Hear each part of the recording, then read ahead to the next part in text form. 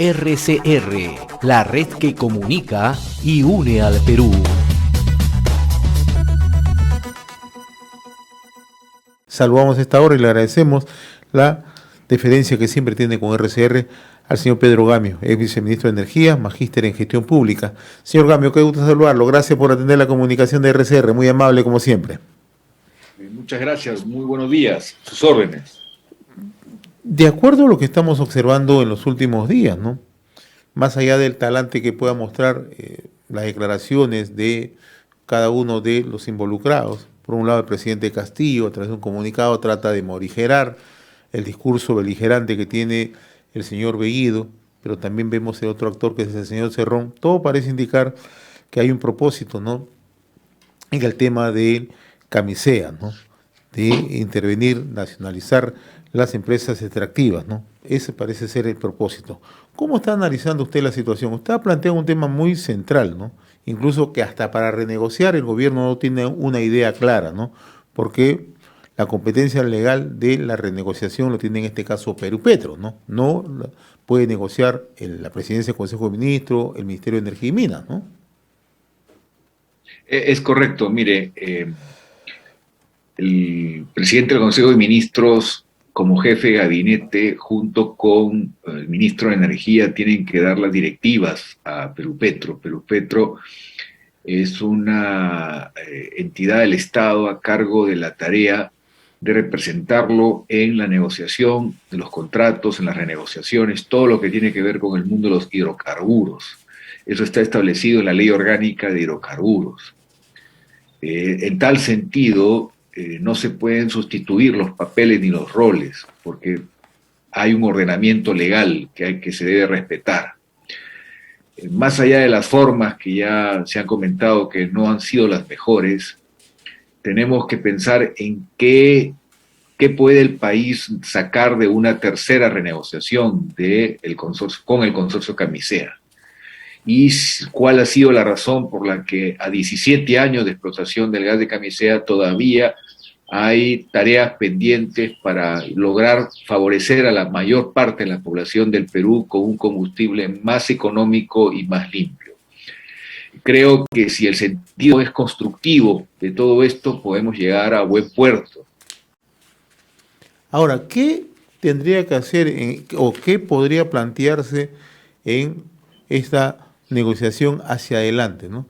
Porque uno de los principales argumentos, y nos gustaría que nos ilustre, es que si se logra una negociación se va a masificar el gas en el país, ¿no? Pero hasta donde nosotros tenemos entendido, esta es una tarea que ha debido cumplir el gobierno o el Estado como tal, ¿no?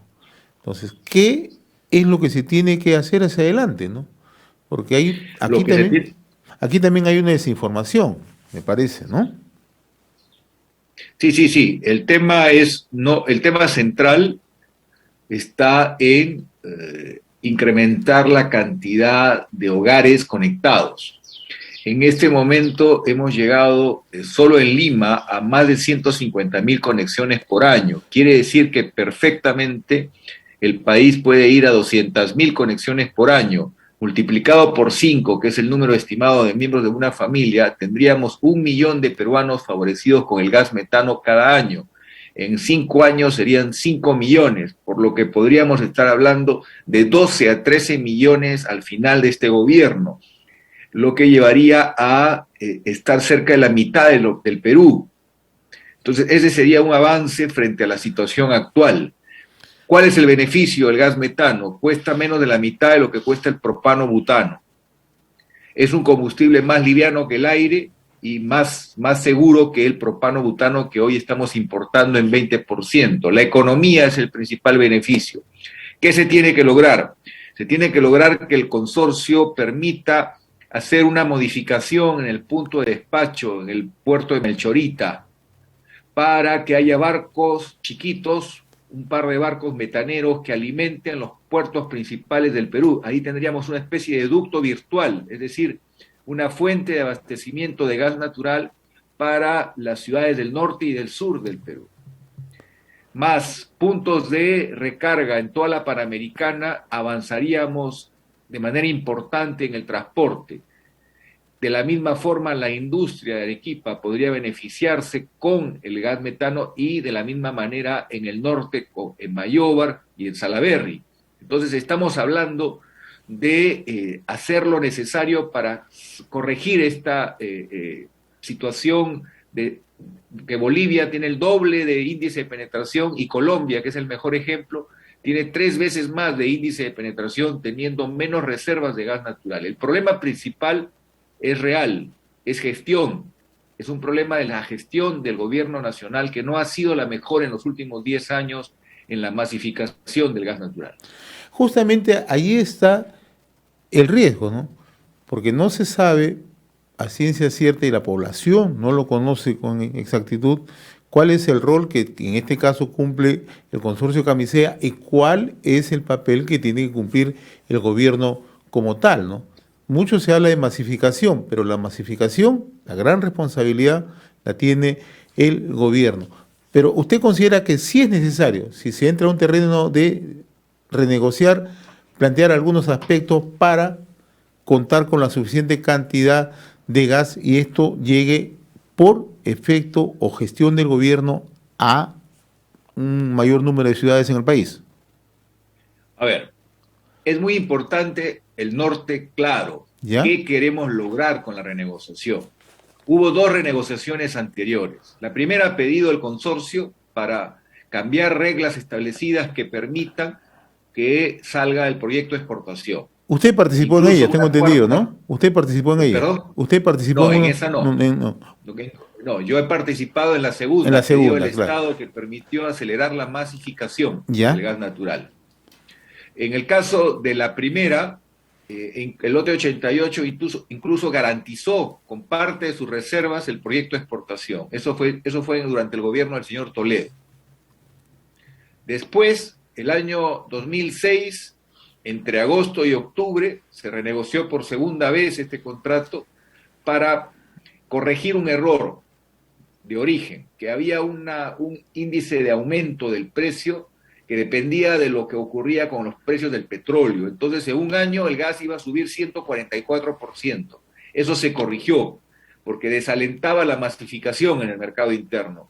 Pasamos de 25% de crecimiento el primer año a más de 350% el segundo, tercer y cuarto año. Es decir, la gente se dio cuenta que ya el gas natural, el gas metano iba a tener un precio predecible y 200,000 taxistas cambiaron a gas natural con un vehículo nuevo, pasaron de ganar 900 soles en un auto viejo gasolinero que les hacía pasar momentos difíciles sobreviviendo, muchas veces habían sido funcionarios públicos que se habían quedado sin trabajo, y luego pasamos a un auto nuevo que les daba hasta 3,000 soles de ingreso familiar con un combustible mucho más económico. ¿Por qué no se hizo eso con camiones y buses? Esa es la gran pregunta. Y lo otro es por qué no se avanzó como corresponde con las regiones. Hemos tenido más de 10 años un concurso fracasado para 7 ciudades de la Sierra del Perú. Todo eso revela que el problema principal, como usted bien lo señala, está en la calidad de la gestión pública. Pero para hacer mejor el trabajo del Estado necesita que el consorcio ayude con algunas facilidades que se tienen que acordar y que son necesarias en el contrato. Un tema adicional que no he mencionado es, por ejemplo, en el lote 88 se dice que el precio más barato del gas para el mercado interno va a ser el uso eléctrico. Hoy el sector eléctrico ya ha llegado a un nivel bastante alto de dependencia del gas. Ahora más conveniente es usar el sol y el viento y ya no el gas. Entonces, ¿qué hay que hacer? Pedirle al consorcio que el beneficio, el precio más barato del gas, no sea solo para el sector eléctrico, sino sea para hogares, para su uso en el transporte. Eso, por ejemplo, sería una materia de la renegociación que ayudaría con un incentivo al uso del gas natural, el gas metano, en los hogares peruanos y en el transporte, incluso para su uso directo en la industria, porque hace más competitiva la economía peruana. Ahora, ayer escuchamos a la señora Verónica Mendoza, ¿no?, hablar de una propuesta de nacionalización que ellos han venido permanentemente defendiendo en su campaña política, ¿no? Ayer ha conversado con el presidente de la República, ¿no? Mucho se habla del modelo boliviano, señor Gamio, ¿no? porque se dice que es un modelo exitoso. Nosotros hemos tenido oportunidad de hablar con representantes de Bolivia y es todo lo contrario. ¿Qué es lo que ocurrió realmente en Bolivia? Y que se busca que Bolivia supuestamente es el modelo que se puede aplicar en el país. ¿Esto es así? No, lamentablemente no es así. Bolivia tiene dos caras de una moneda. Por un lado, tiene un éxito en avanzar con el gas en el índice de penetración, casi está en el 40%. Perú está poquito por arriba del 20%. Es decir, ahí tiene un logro Bolivia, pero Bolivia no ha trabajado bien su relación con el capital extranjero y tiene un problema de reservas en este momento. Es decir, no han trabajado el futuro, qué va a ocurrir de acá a 10 años con el gas boliviano. Entonces necesitan explorar. Exploración es fundamental para confirmar si tienen más reservas para atender a su propia gente. Entonces, Bolivia ha tenido una difícil relación con el capital extranjero, se han ido muchas compañías de Bolivia, ese es un error. Colombia es mejor ejemplo. Colombia llega a 3 veces el índice de penetración que tiene el Perú y encima sabe tratar con el capital extranjero, no ahuyenta la inversión.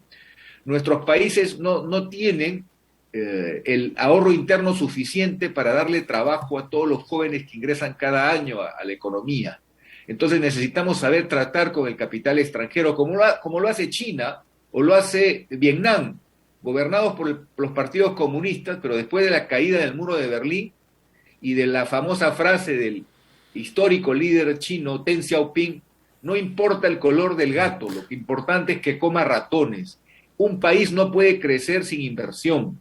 Necesitamos que el Perú mantenga una actitud de seriedad y sea considerado un país donde es posible invertir y haya una sociedad transparente, acuerdos competitivos que aseguren que no falte trabajo ni falte el dinero para salud y educación, que hoy son sectores álgidos. Entonces, creo que la prueba de fuego aquí es la capacidad de gerenciar el país y hacer una renegociación inteligente con objetivos técnicos claros, formando una comisión técnica de Perupetro y, si se quiere, de asesores internacionales de primer nivel, pero con una misión clara, una resolución ministerial que establezca los objetivos de esta renegociación y poder avanzar con diversificar la matriz energética que ayuda a la economía y a la competitividad del Perú. O sea, ¿es posible en esta probable renegociación encontrar puntos de entendimiento, pero sin ahuyentar la inversión, sin generar los temores? Sí es posible. Este es un trabajo fino que exige a los mejores médicos y cirujanos del país, si cabe la figura. Entonces, este es un tema de la mayor importancia. Creo que hay gente calificada. Recordemos, por ejemplo, en la historia, Francia tiene gobiernos de derecha, gobiernos de izquierda, pero no descuidan la calidad de la gestión. Nosotros necesitamos aprovechar la ventaja de tener gas natural y energías renovables y ir disminuyendo la cantidad de derivados del petróleo que hoy importamos. No debemos olvidar que casi estamos gastando $6.000 millones anuales en importar crudo o diésel y propano-butano. Ese no es el mejor negocio para la economía peruana, porque si se dispara el precio de los derivados del petróleo, ¿quién sufre? La gente más humilde, porque se vea apremiada con un balón de propano-butano a 70 soles. Entonces necesitamos trabajar esta variable y tenemos cómo hacerlo. ¿Cuántos países quisieran tener el gas metano que tiene el Perú para un universo de por lo menos 30 años de beneficio para la gente peruana? Ahora, hablando de beneficios, ¿no? También se le hace un cuestionamiento, ¿no? Hemos escuchado al señor Bellido decir que es necesario que los recursos lleguen a las poblaciones más necesitadas. Nosotros el año pasado, un informe del diario del Cusco y que ahora es corroborado a través de un comunicado del Consorcio Camisea, todas las transferencias que se han hecho por concepto de canon y regalías, que son alrededor de 40.000 millones de soles, ¿no? En realidad, la gran pregunta es, ¿en qué se ha utilizado esto? Usted ha sido viceministro de Estado, usted conoce muy de cerca, ¿no?, cómo se hace este tipo de operaciones. El gran problema es esta plata, ¿a dónde fue a parar? Bueno, miren, por mandato de la Constitución y la ley, se tiene que entregar la mitad de las regalías y la mitad del impuesto a la renta a los gobiernos regionales y a los gobiernos locales, provinciales y distritales que están en la zona de influencia del lugar donde se extraen los recursos, tanto de petróleo como de minería, o de hidrocarburos como de minería. Cusco está recibiendo $1 millón diarios. $1 millón diarios, 4 millones Así de soles es. al día. O sea, en pocas palabras, si uno analiza en qué se está gastando, en qué se ha gastado el dinero, la primera respuesta que viene a mi mente es en cemento. O sea, en pocas palabras, es cierto, Cusco tiene ahora unas pistas por todos lados de primer nivel, pero en mi opinión, mi modesta opinión, yo hubiera invertido en primer lugar en la gente.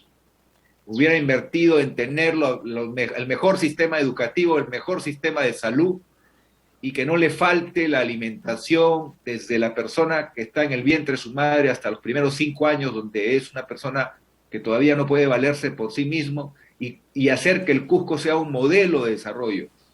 Ese es el problema, no se ha invertido en la gente. La gente tiene el mérito que una vez que usted aporta todo lo necesario con educación y valores, ellos solos transforman una sociedad. Esa es la diferencia de invertir en cosas a invertir en personas.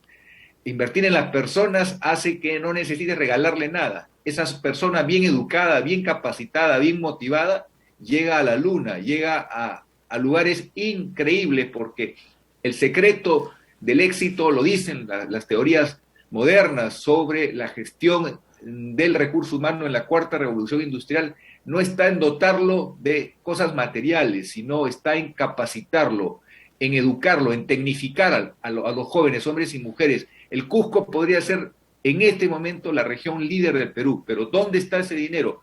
Se está invirtiendo lamentablemente a veces hasta en reformas que no son lo prioritario que debería ser. Y también, hay que decirlo, la corrupción ha aumentado muchísimo. Don Pedro Gamio, yo le agradezco infinitamente esta comunicación con RCR, Red de Comunicación Regional. Ha sido grato conversar con usted. Un abrazo, muy amable. A sus órdenes, muchas gracias. RCR, la red que comunica y une al Perú.